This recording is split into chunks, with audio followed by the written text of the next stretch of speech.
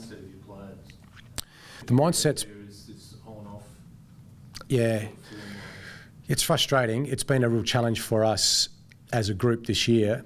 And I should reinforce that the effort hasn't changed. The effort's there consistently.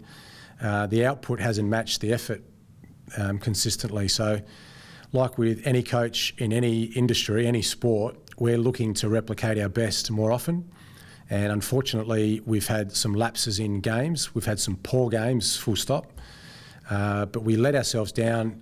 Even in some of our really good wins this year, we've had a bad quarter, or we've had a patch of 15 or 20 minutes where we've really been quite poor. And the theme for us is when we can't score, we're getting scored against. We can't have a nil-all quarter. You know, when we're not on offensively, we can't shut down the opposition, unfortunately. You know, we're having bad patches in games defensively. So when you can't score, our aim is to not let the opposition score as well. Take a nil-all first quarter.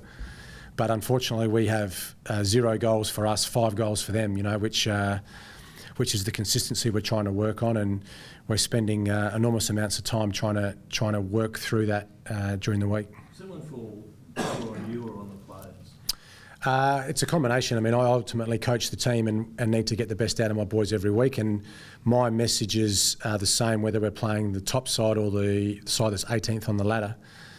We prepare for every opposition exactly the same, as in like the same depth of opposition analysis, and we build every game up internally exactly the same.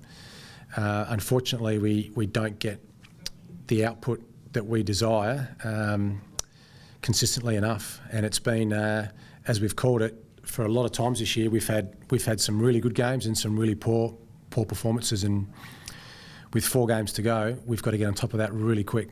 So, are you comfortable? How do you feel when you've got a board member in the media who's actually now questioning whether you're able? It's your ability to get the players in the right mindset, or the players' ability to get themselves in the right mindset?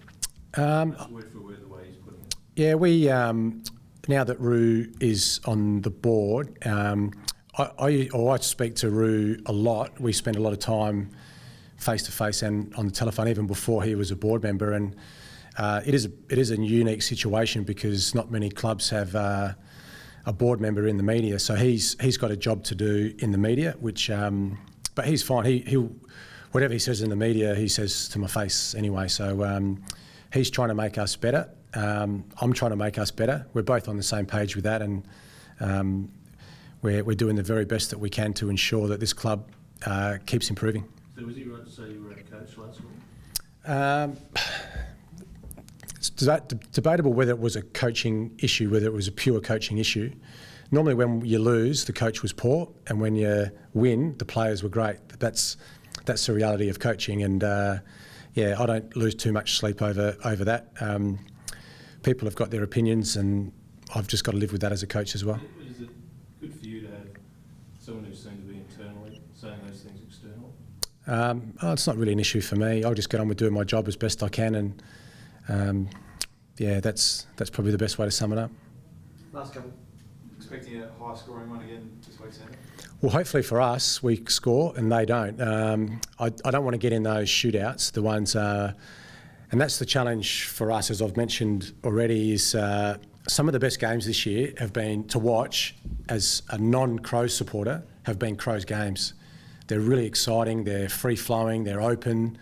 You know, the West Coast Crows game last week was one of the best games of the season, just for entertainment value. The Essendon loss that we had was one of the best games of the season, you know, high scoring, up and down the ground, plenty of offence, but from our point of view, not consistently defending that well. So hopefully we can put a big score on the board, but, you know, defensively we're looking to improve as well. Because earlier in the year you said that you were happy to win ugly. Yeah, definitely. And like, when did that message change? Well, it's never changed. It's an area that we keep working on. We don't want to get scored against when we can't score. So we'll have patches in games where the opposition defend really well, or like in the Melbourne game where they just put numbers, you know, if they flood and they fill up our forward 50.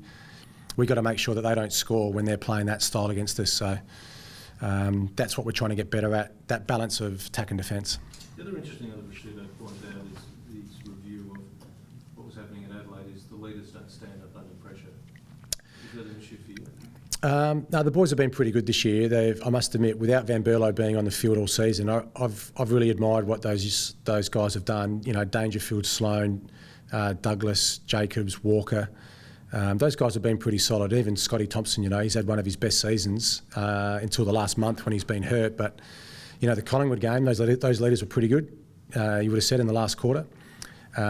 Last week in the last quarter, we didn't get as best output from everyone, not just our leaders. So, I mean, in the old days, we used to start a fight. When the opposition was scoring, we'd just start a melee, you know, but you can't do that now. We do need to change, I guess, the mentality with how we defend when the opposition are really putting some pressure on us. But every game I watch, there's momentum swings in the game. You have to try and wrestle them back quicker than what we are doing consistently. But for us, you know, we're 9-9, we're a game out the 8, there's 4 games to go. We're still very much up for the fight, and boys' attitudes have been tremendous all season with the challenges we've had to overcome, and there's still plenty of fight left in us yet.